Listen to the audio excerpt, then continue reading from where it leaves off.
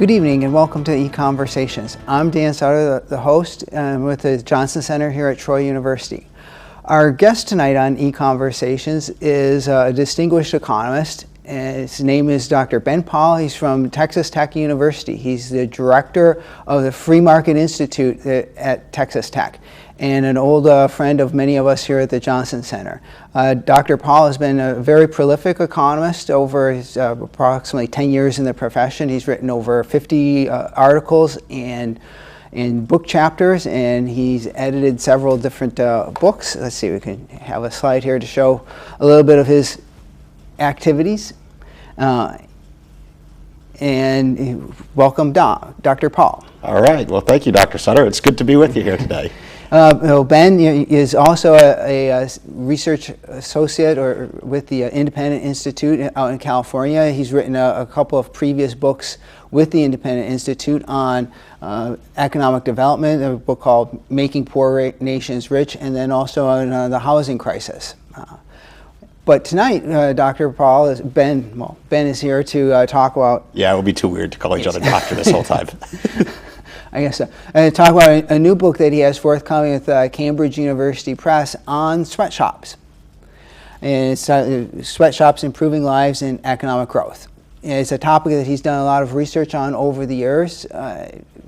And so to get started here, why don't you tell us a little bit about what exactly is a sweatshop? I mean, we hear that people refer to that term all of the time. Mm-hmm. Is there some kind of a official definition of what constitutes a sweatshop? Okay, well, there is no real official definition of a sweatshop. There's general characteristics of something that becomes protested as a sweatshop, but exactly what the line is between, lower wage manufacturing in the third world versus something that is protested as a sweatshop in a pejorative sense isn't a bright, clear line. But generally, when we talk about a sweatshop, it's a place that has extremely low wages, at least by U.S. standards. So yeah, you got a cartoon there, right, of looks like a small-brained boss with his employee there in the sweatshop saying, look on the bright side, no one will ever mug you for your paycheck.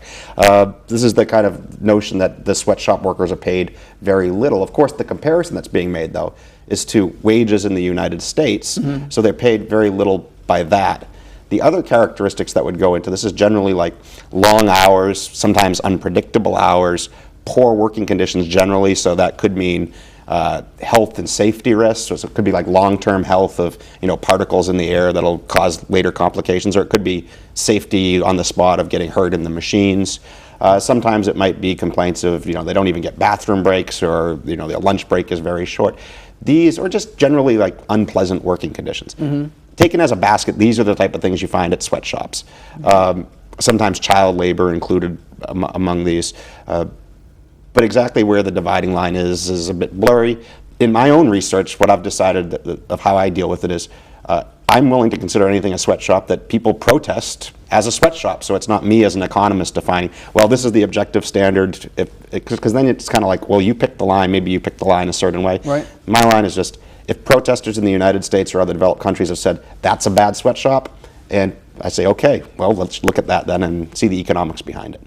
So you hear companies like Nike is one of the ones that often get protested against as operating sweatshops. Does Nike actually own these factories in other countries, or how are they operated? So typically, it's not actually the U.S. company or the multinational company who employs sweatshop workers.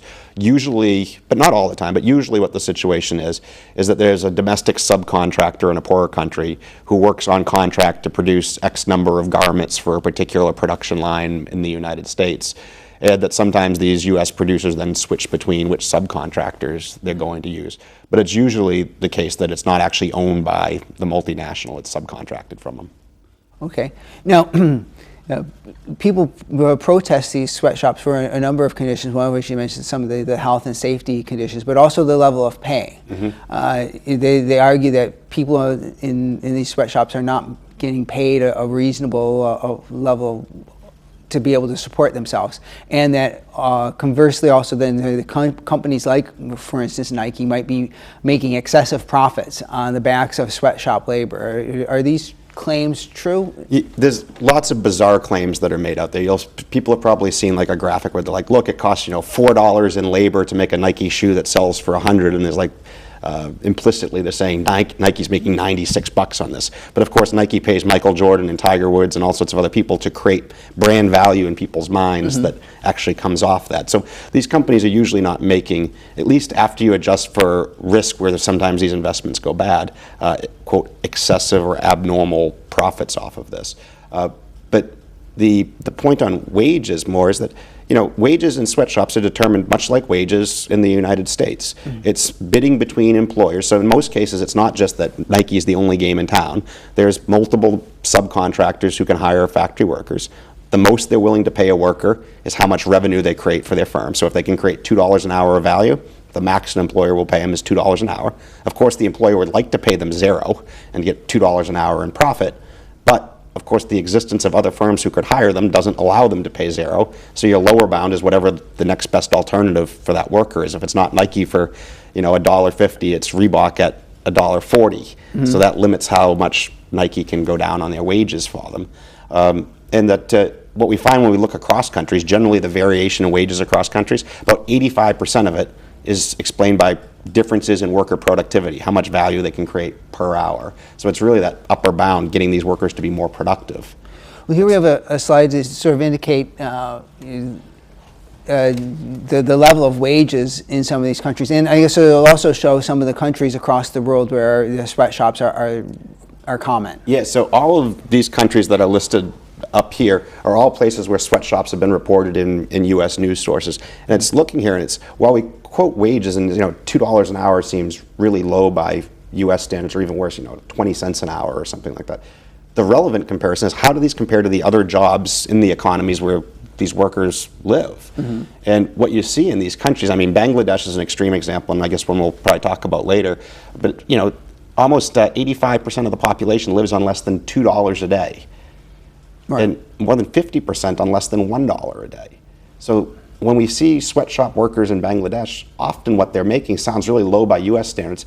It's a lot better than what a lot of their countrymen are making. And the same is true in most of these countries where sweatshops operate. You see some of the Latin American countries, by the way, the $2 a day and $1.25 standard, this is, a World Bank style international definition of poverty that people use. So $2 a day is just like poverty, or a level of poverty, and then like the $1.25 or $1 a day is like extreme poverty, right? Right. And these things, of course, are all adjusted for the different purchasing power that you have between countries. So it gives you a rough approximation of standard of living. Okay. And what you see, in some of them, Costa Rica, Dominican Republic, El Salvador, it's more modest, 10-20% of the population are under $2 a day. But some of these, there's a whole lot of poverty there. Right. Certainly Haiti and Cambodia and Vietnam, very high levels of poverty. Yeah, of real abject poverty, not like the poverty that we talk about existing in the United States or Alabama. Those people in poverty here would be considered wealthy in most of these countries. Right.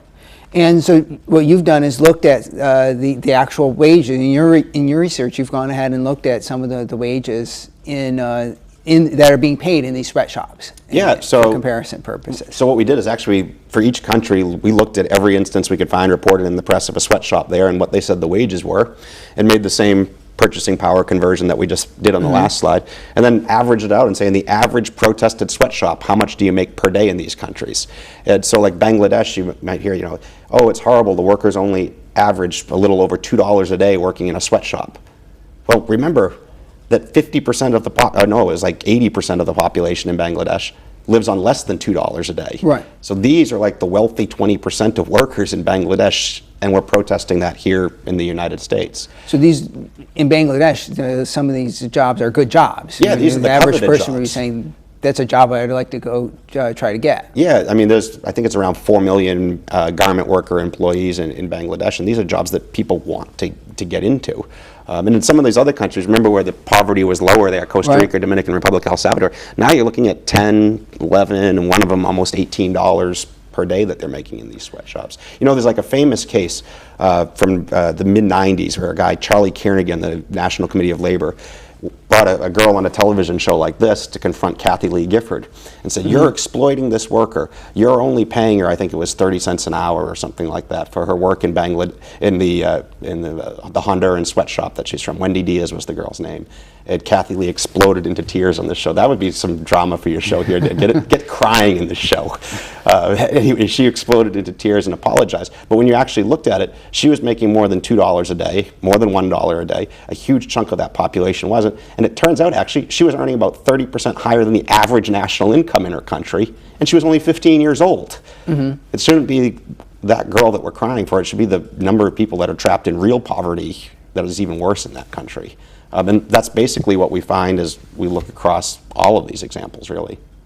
And as the garment industry firms locate in the countries, I mean, that's got to have a spillover effect on other wages in these countries as well, right? Yeah, I mean, this is actually, it's part of the process of economic development, right? What brings higher standards of living is increased capital, better technology. At least these are the proximate causes of it. And when these factories come in, that's what they bring with them, is more capital into these economies, better technology. These workers then demand more goods and services from other people, so you create employment to service the workers in these factories. And this is kind of like your first rung on the ladder out of poverty, is you start taking these steps up.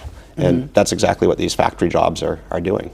Now, another element of controversy sometimes over, especially textile jobs leaving the United States over time, has been the fact that workers in the United States, or the industries in the United States, textiles for instance, you simply can't compete with the levels of wages of workers in these other countries. And so another element of this whole debate is, well, if Nike and other companies didn't didn't take advantage of sweatshop labor, they'd have to maybe operate factories in the United States. They would have to be paying American workers, and American workers get higher good jobs as well. Yeah, I absolutely hate it when people say stuff like this. And I know you don't mean it, you're just provoking me here. But it's like the global race to the bottom. These countries just leave the United States and go to cheap labor, and if that labor gets too expensive, they go to somewhere cheaper. They make it sound like they're leaving the country impoverished that they just left. No, it's the process of development that's happening. U.S. labor has become so productive that it can be used for other things instead of low-skill garment manufacturing.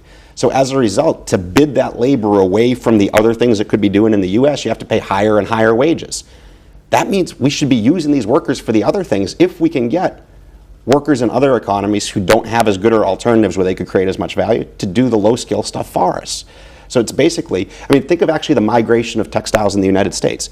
It started actually where I grew up, in Lowell, Massachusetts, Lawrence, Massachusetts. I was in Haverhill, the next city. This is the heart of the Industrial Revolution in the United States. That's where we were producing it. What happens around a little after turn of the century? It starts moving from high wage, high income area, or relatively high wage at the time, high income area in New England, down into the South. Right. Textile production here where wages were lower. New England didn't suddenly become impoverished. It's because New England got more productive and had better uses for its labor then. They moved down here. Now we've seen the process as it leaves here. 50 years ago, where did it go? It was Taiwan, South Korea, Hong Kong, Japan. Well, what happened there? The productivity went up. The workers got employed at better jobs, at better wages, and better working conditions. And eventually, it was no longer profitable for firms to be able to hire that high productivity labor away from these other uses. So it's not like they go in and like rape and pillage a place, leave it poor, go to the next one. It's the place grows wealthy in this process. So it becomes too wealthy basically to do this production itself. So somebody else gets on. It's that ladder, right? It's you graduate to a higher rung of the ladder, and then they go somewhere else and let someone jump on the bottom rung. And actually, I always try to tell people, like, it's a good thing when companies have to leave the United States because our wages are too high, because that means our people are productive and in demand. Yeah. It'll be great for Haiti if one day companies have to start leaving Haiti because labor is too expensive there, because that would mean that Haitians aren't working for $1 or $2 a day. They can be making a lot more than that. Yeah, that would be great. I don't think it'll be happening anytime soon in Haiti, but the best way for Haitians to get economic development is usually to leave Haiti and come to the United States, and then their income increases by a factor that will never take place in Haiti given the bad institutions that are there. Now, sweatshops aren't unique to the third world at this point in time in our economic history. They used to be common in the United States as well, right? Right, yeah. Where I grew up, what we had turn of the 20th century there would largely be categorized as sweatshop jobs. In the United States, the process of industrialization, where you go from like pre-industry to post-sweatshop, looks at something like a 120-year process, maybe, depending where you want to date the end of sweatshops. In Britain, it was probably about a 150-year process, because Britain started going through it before us. But you look in countries today, the process happens much more quickly. So if you think about, the Asian countries that I just mentioned, it was like a generation and a half for Taiwan, Singapore, Hong Kong, those countries to go from, abject poverty to first world living status. And the reason it happens quicker now is because there's so much more capital and technology in the world. If you get your institutions right, and by that I mean basically protect private property rights, give people economic freedom, respect the rule of law, capital comes in, technology comes in, and you grow much faster. When Britain was doing it, it all had to be created anew. So it was a slower process. The United States actually benefited from the first wave of globalization and industrialization, because where did we get our technology? We stole it actually from Great Britain to start with. It was people who had to memorize the plans of the machinery in the factories. Then they came in, originally it was in Rhode Island, built the first reproduction of that, and then spread. And eventually we started doing more of our own technology, but initially it was copying British technology. Where did we get a lot of the investment? It was actually a lot of British capital that came and invested in the United States during this time period. So we benefited from this. So some people are like, well, it has to be homegrown. Well, nonsense. The United States did it faster than Great Britain precisely because it wasn't all homegrown. And those Asian tigers did it faster than the US because there was so much more capital and technology. Then witness like India and China today and how fast they're growing as they're improving their institutions. They got a long way to go. I guess you did an episode about India and central planning recently, but they've come a long way, and it can happen much quicker today. Well, certainly, you mentioned like Taiwan and South Korea, which not that long ago were the places that that companies were leaving for. Yeah, I mean, some of your viewers can probably remember when they were younger, of like when they'd kind of snicker like made in Taiwan, or it means it was like a junk toy or some trivial product. That's not what we think of today when we see made in Hong Kong or something like that. We think Taiwan, Hong Kong, high quality, high tech production, because they went through this process of development. Another charge against sweatshops is that they use child labor, and people object to the use of the employment of children in these sweatshops, that alternatively they could be going to school, or that we're against child labor. Now, what does your research show about child labor in sweatshops? Yeah, so we should want to see an end to child labor, but we need it to come about because people don't need child labor. So children work not because their parents are mean or we're exploiting. The children work because their families are desperately poor and need income from the children to help survive. The best way to get rid of child labor is to raise incomes in those countries. When countries grow and experience development, child labor disappears. So this graph that you just put up here shows the percent of children aged 10 to 14 working in countries, and we divide them by income group here. So the richest fifth of countries, way on the left, you basically can't see a line coming up, and that's incomes over about $24,000 per year. Children don't work. The next group is also essentially not that. It's not till you get down to this middle group of countries, and there we're talking income around $11,000 as the cutoff. You get about 5% working. But same as you go down, it's really just this last group, the poorest fifth of the country. So we're talking places with incomes between $600 and $2,000 ballpark. That's where child labor per year. Yes, that's where child labor is prevalent. So it's almost a third of children in those countries work, and it's precisely because they're poor. They need everybody working in order to get a little bit of income there. And what we see then, and as countries grow and go through this process, is in these individual child labor plummets. I mean, it used to be common in the United States to have child labor. So those factories we were talking about in New England would employ some children. Massachusetts, actually, it's not like some people say, well, we passed labor laws. Labor laws got rid of child labor. Bogus. Labor laws came in and they basically codified the disappearance of child labor that was already happening. So Massachusetts passed the first child labor law in the United States. And what it said was, children under 12 years old aren't allowed to work more than 10 hours per day in a factory. That was in the 1840s. That's basically not a restriction on child labor at all. You get around turn of the century, there's still no national law about this. Individual state laws have been passed, but as economists have studied it, what they said is basically the laws had no effect on children working or in school attendance or compulsory attendance laws. Basically, they were codifying what already was happening at very low levels, or they were being ignored. It's not till 1938 that you actually get child labor legislation on a national level here, and by that time, the United States income updated to today's dollars, inflation adjusted, is about $10,000. So we were about. Remember, right there. It's when you cross that $11,000 barrier that it disappears. So it was just codifying what the process of development was doing already.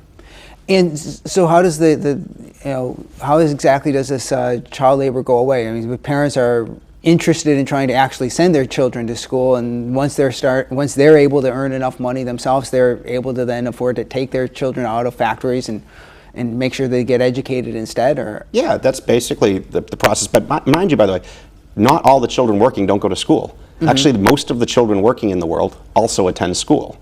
Okay. So they're not strictly substitutes for each other. It's also the case when we try to get rid of, so like we're abhorred by like, oh, I don't want to buy product made with child labor.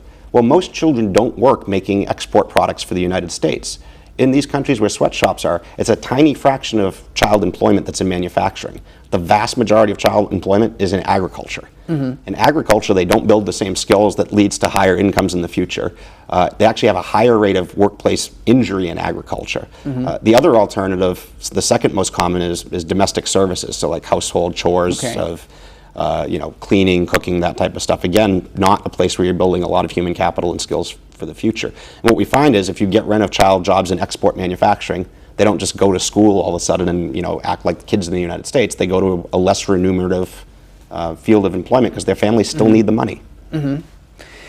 There's also issues that are raised regarding safety in sweatshops. This is a headline back from famous Triangle Shirtwaist Factory fire in the United States in 1911. Right. And I think 150 people died in a New York sweatshop, which is in the United States often regarded as a catalyst for a lot of both building code and on-the-job safety regulation, and to move against sweatshops. And then this was a factory that collapsed. Well, I guess it was a multi-purpose building that collapsed in Bangladesh earlier this year. I believe around 1,100 people died.